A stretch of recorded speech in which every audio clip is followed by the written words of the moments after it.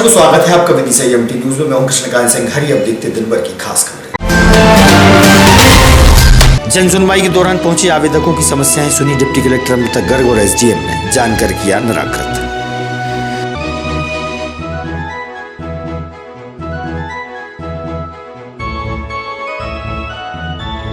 6 अप्रैल से बालाजी पैराडाइज प्रांगण में होगी धीरेन्द्र कृष्ण शास्त्री जी द्वारा कथा प्रारंभ। जिम्मेदारों ने तैयारियों के चलते रखी महत्वपूर्ण बैठक।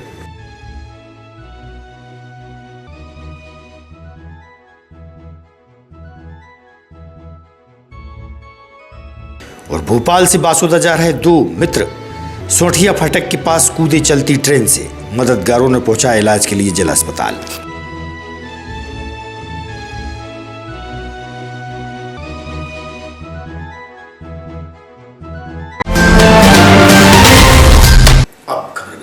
प्रत्येक मंगलवार को होने वाली जन सुनवाई के दिन प्रशासनिक अधिकारी डिप्टी कलेक्टर अमृता गर्ग और एसडीएम गोपाल सिंह वर्मा ने आवेदकों की समस्याएं सुनकर निराकृत की।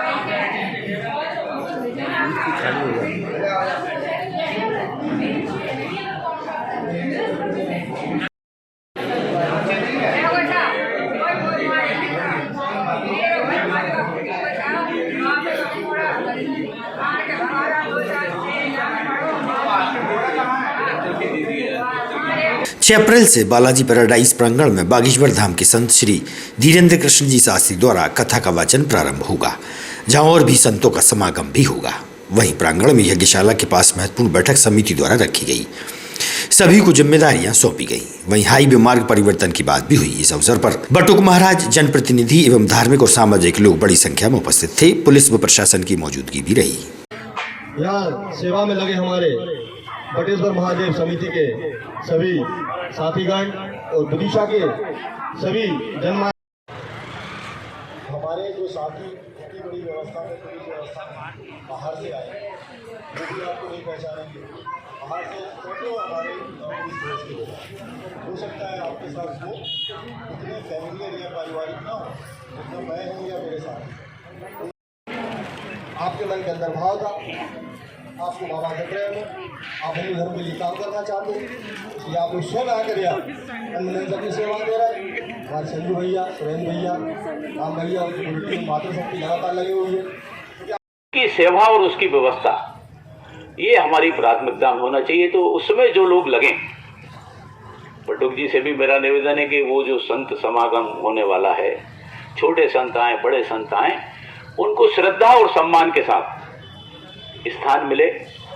जो लोग सेवा में लगे वो ये भाव के साथ लगे कि यही हमारे संत हैं और हमको ईश्वर ने मौका दिया है काम करने का। ये 3 स्थान हैं, इन तीनों स्थानों पर जो भी हमें समय दिया जाए उस समय में काम करें। और एक बात और मैं आप सब लोगों से ये कहना चाहूँ, ट्रैफिक व्यवस्था पर हम ज़्यादा बात नहीं करेंगे। मैं इस पर ज़्यादा बात नहीं करूँगा। आपसे मैंने जो सहयोग का आग्रह किया, कल हम ट्रैफिक व्यवस्था पर बात करेंगे। हमने यहाँ पर जो हमारा दिशा शहर है वो भोपाल बालाजी ने ऐसी कृपा करी कि 7 दिन तक अविरत धारा बही। ये सब केवल उस समय उन सेवकों के द्वारा दी हुई सेवा का प्रभाव है। और आप जितने भक्त बैठे, हम आपको बड़ी विनम्रता पूर्वक निवेदन करें, आप हृदय से कदापि ये न सोचें कि मेरी छोटी सी सेवा से क्या होगा। आप आश्चर्य करेंगे, एक जगह आग लग रही थी तो वहां एक चिड़िया चोंच में पानी भरकर उस पर डाल रही बार बार, तो वहां देखकर लोग हंस रहे। चिड़िया से पूछा, बोले तू इस पर चोंच में भर भर के जल डाल रही है, तेरे जानती हूं मेरे द्वारा डाले हुए जल से अग्नि नहीं बुझेगी, परंतु मुझे पता है जिस दिन इतिहास लिखा जाएगा उस इतिहास में मेरा भी नाम लिखा जाएगा। आग लगाने वालों में नहीं, मेरा नाम आग बुझाने वालों में लिखा जाएगा।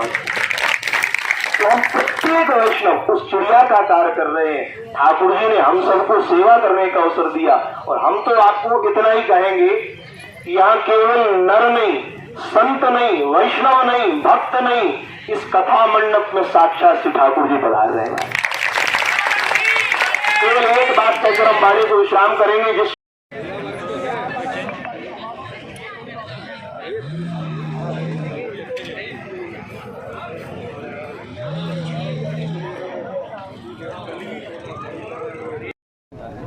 किस तरह की तैयारी चल रही है? जय श्याराम, जय बागेश्वर धाम। बटेश्वर भागवत सेवा संस्थान के तत्वावधान में 6 अप्रैल से 13 अप्रैल तक आयोजित होने वाले श्री लक्ष्मीनारायण महायज्ञ श्रीमद् भागवत कथा एवं संत समागम की जो तैयारियां चल रही हैं, लगभग 125 बीघा के अंतर्गत ये परिसर फैला हुआ है, जिसमें प्रतिदिन के लिए लगभग 1.5 लाख लोगों के बैठने की व्यवस्था कथा मंडप के अंदर करी गई है, जिसको 5 भागों में बांटा गया है। प्रथम दृष्टया जहाँ कथा स्थल होगा, दूसरा परिसर जहाँ यज्ञशाला होगी, तीसरे परिसर में अन्नपूर्णा है, चौथे परिसर में मेला लगा हुआ है और 5वें परिसर में पार्किंग की व्यवस्थाएं करी गई हैं। तो चारों ओर से आने वाले श्रद्धालुओं की सुविधा को देखते हुए चारों ओर पार्किंग चिन्हित की गई है। लगभग 1.5 लाख लोगों के बैठने की व्यवस्था करी गई है। चारों ओर लगभग 10 से 15 स्थानों पर लोगों को गर्मी के कारण जल की व्यवस्था की गई है, अन्नपूर्णा की व्यवस्था की गई है। एक मेरा बड़ा सवाल था कि जैसे कि बागेश्वर धाम के धीरेन्द्र शास्त्री के दर्शन करने के लिए यहाँ पर बड़ी संख्या में बाहर से भी कुछ लोग आएंगे, उनको रहने खाने की व्यवस्था किस तरीके से करेंगे? आयोजन समिति के द्वारा बाहर से आए हुए श्रद्धालुओं के लिए भोजन की व्यवस्था निर्धारित की गई है, परंतु एक हमारी भी एक सीमा है। एक निर्धारित लोगों के रुकने की व्यवस्था तो आयोजन समिति कर सकती है, पर जब वृद्ध रूप में आएंगे तो उनके लिए नगर के कई धर्मशालाएं हैं, होटल हैं, उनके द्वारा उनको संपर्क कराकर व्यवस्थित किया जाएगा।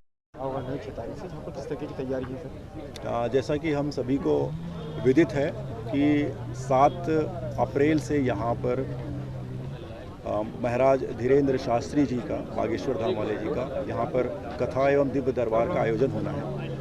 उसी सिलसिले में आज ये बैठक रखी गई थी, जिसमें आयोजन समिति के सभी महत्वपूर्ण लोग और जो वॉलंटियर्स हैं, जो कि यहाँ पर सहायता के लिए काम करना चाहते हैं, और हमारे पुलिस और प्रशासन की पूरी टीम थी, इनके समन्वय की बैठक थी।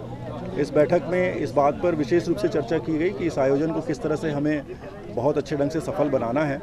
इसमें न केवल व्यवस्था बल्कि सुरक्षा को लेकर के भी चर्चा की गई है, और इसी के साथ जो व्यवस्था में प्रगति हुई है उस पर भी विचार विमर्श हुआ है, और हम इस पूरे आयोजन को बहुत अच्छे से कर पाएंगे, ये हम आश्वस्त करें। सर, एक बड़ी चुनौती होगी सर, यहाँ पर हाईवे है और हाईवे पर बड़ी संख्या में भक्तगण आएंगे, तो उसके लिए अपन किस तरीके से ट्रैफिक डाइवर्ट करेंगे, किस तरीके से व्यवस्था करेंगे? जी हाँ, चूँकि ये बाईपास जो यहाँ से निकलता है, ये हाईवे है, भोपाल और सागर को जोड़ने वाला मुख्य नेशनल हाईवे है। इसके लिए हमने विस्तृत रूप से व्यवस्था बनाई है, और इसमें हमारे पूरे रूट प्लान है और ट्रैफिक प्लान है। इसके अलावा हम जो वाहनों को किस तरह से पार्क कराना है, किस तरह से आवागमन कराना है, कहाँ से डाइवर्शन कराना है, इसका पूरा विस्तृत प्लान किया हुआ है, और ये सबके सहयोग से हम इसे सफल बना सकेंगे, हम आश्वस्त हैं।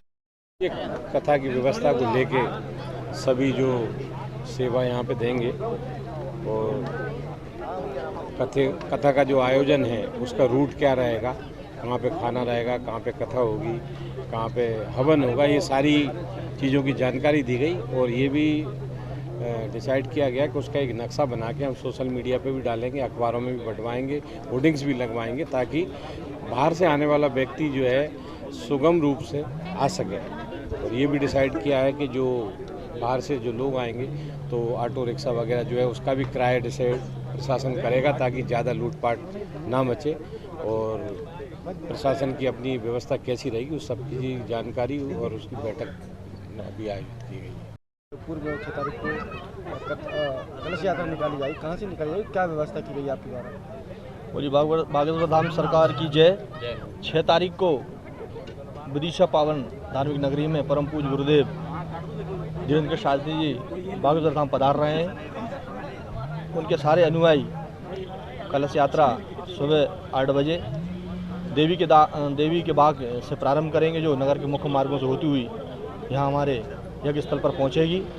इसके लिए हमारे इंदौर से हाथी, घोड़े और कई हमारे बैंड, माताओं बहनों के लिए एक ड्रेस कोड दिया गया। कलश की तैयारी है। भव्य रूप में विदिशा शहर से ये कलश यात्रा निकलेगी, जिसमें हजारों की तादाद में हमारी मातृशक्ति, हमारे भक्तगण रहेंगे। पूरे शहर को भगवा में करने की जिम्मेदारी पूरे हमारे भक्तगण लगे हुए हैं। शहर में सैकड़ों जगह यात्रा का स्वागत की तैयारी की गई है। सभी भक्तगण बिल्कुल अपनी अंतरात्मा से गुरु जी के स्वागत के लिए आतुर है और कलश यात्रा में पधार रहे हैं। आपके चैनल के माध्यम से भी मैं आग्रह करूंगा कि सभी भक्तगण यात्रा में पधारें और धर्म का लाभ लें। जय जय। बड़े बड़े शहरों में जानवरों की भूख मिटाने के लिए एक कंपनी द्वारा हरा गेहूं खरीद कर स्टोर किया गया, जिसे 18 माह तक सुरक्षित भी रखा जा सकता है। किसानों से खरीद कर पैकिंग की जा रही है। इस पैकिंग को महाराष्ट्र के पुणे भेजा जा रहा है। इस संबंध में विस्तार से हुई चर्चा आप भी सुनिए।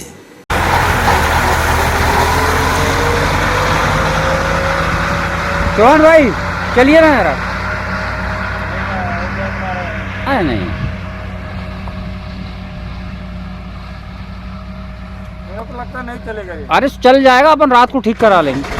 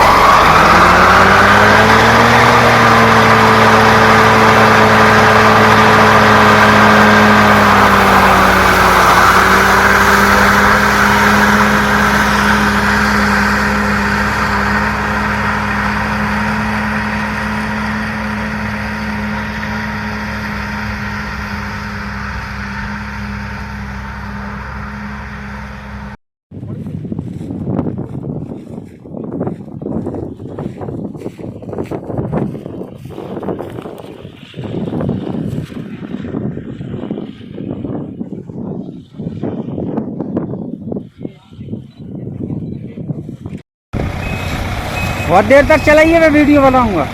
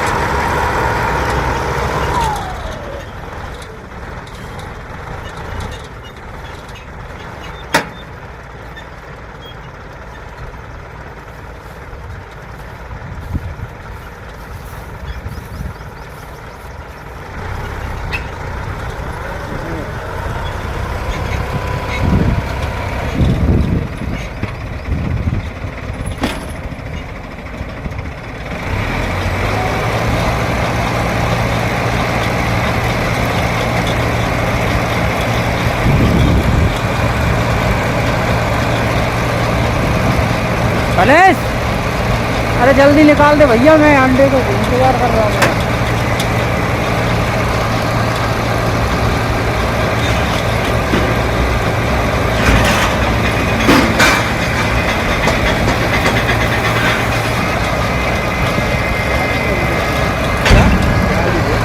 जाली लगा देती है ना, एक बंडल बना देती है, फिर उस पर जाली लगा देती है।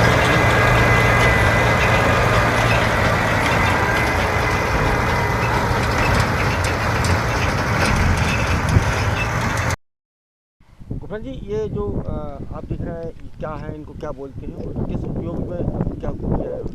इसको साइलेज बोलते हैं और ये गाय के लिए मंचर पुणे महाराष्ट्र में है, वहाँ के लिए जा रहा है ये।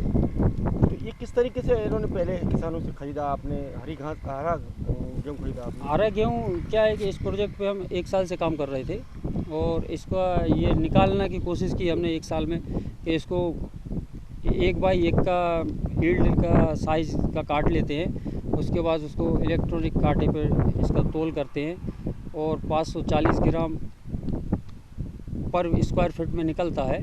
तो उसका वजन हम 10 कुंटल प्रति बीघे का एवरेज मान लेते हैं, किसान को उसके हिसाब से उसका पेमेंट देते हैं। जैसे MSP में इसको क्या बोलते हैं, जैसा जो अभी इसको साइलेज बोलते हैं। साइलेज, हाँ। तो लगभग जैसे अगर बात कर लेते हैं किसान को, अपन किस तरीके से भुगतान कर पाते हैं? किसान को पहले उसके खेत का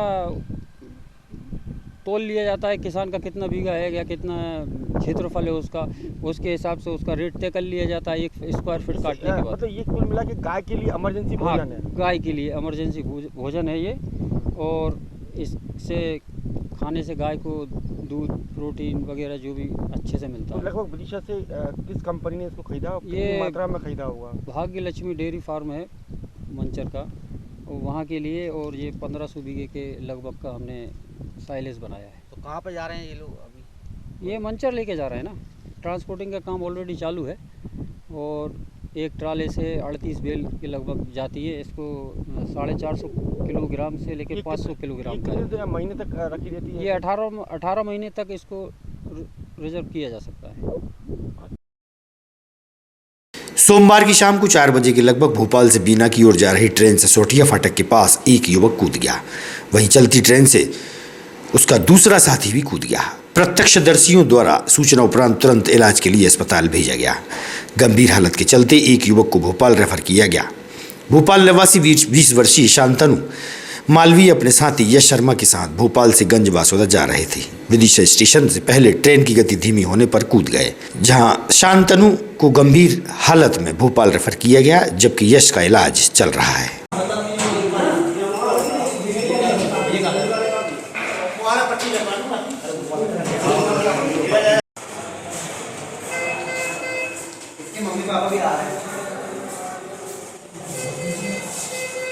जब वो ट्रेन स्लो थी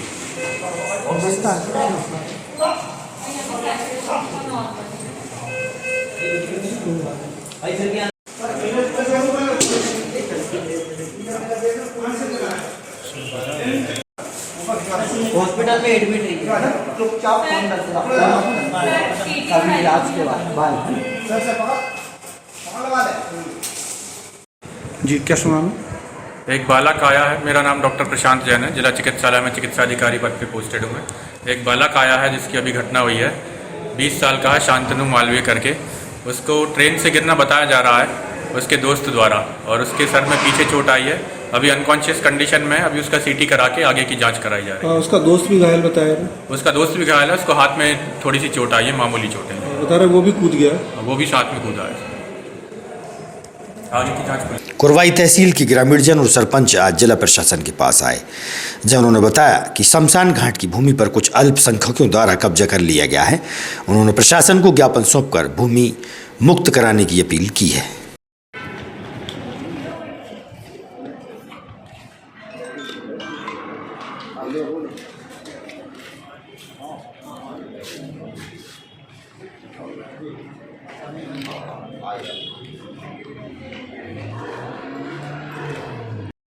कहाँ के रहने वाले आप? सीवा।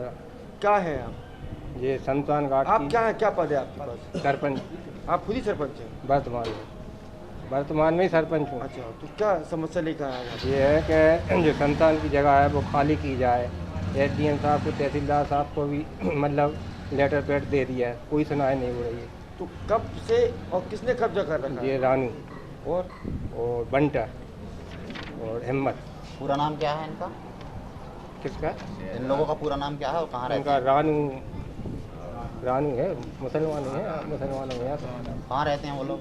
वे भी वहीं रहते हैं, सीहोर।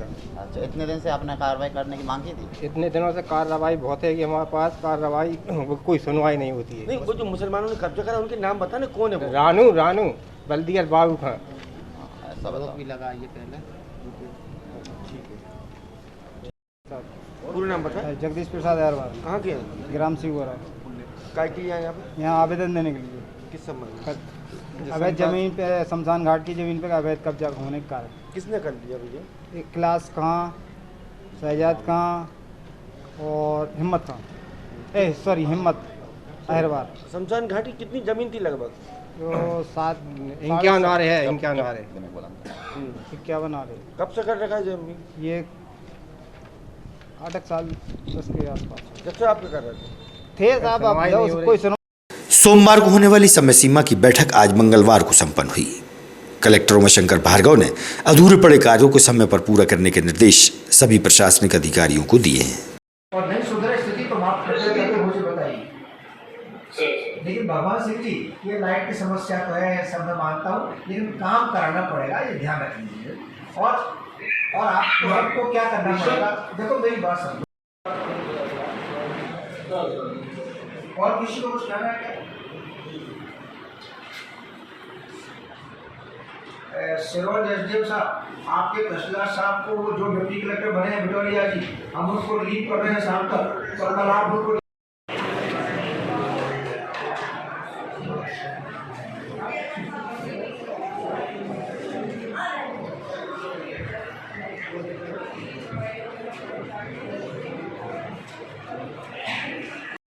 को चार्ज है, वो आईडी बनाइए, जो करना कराइए, बस काम पे लगाइए। और जिनमें आप पीछे चल रहे हो उनको बढ़ाइए। और जैसा सीओ साहब ने कहा या अमृता मैडम बता रही है, एक आईडी पे आप 3 लोगों से काम करा सकते हो। तो यार एक पे 20 आदमी काम करेगा तो 60 आदमी की होती है। ताजा तरीन खबरों से रहिएगा आप अपडेट देखते रहिएगा विधि संयम की न्यूज। हमें दीजिए इजाजत, नमस्कार।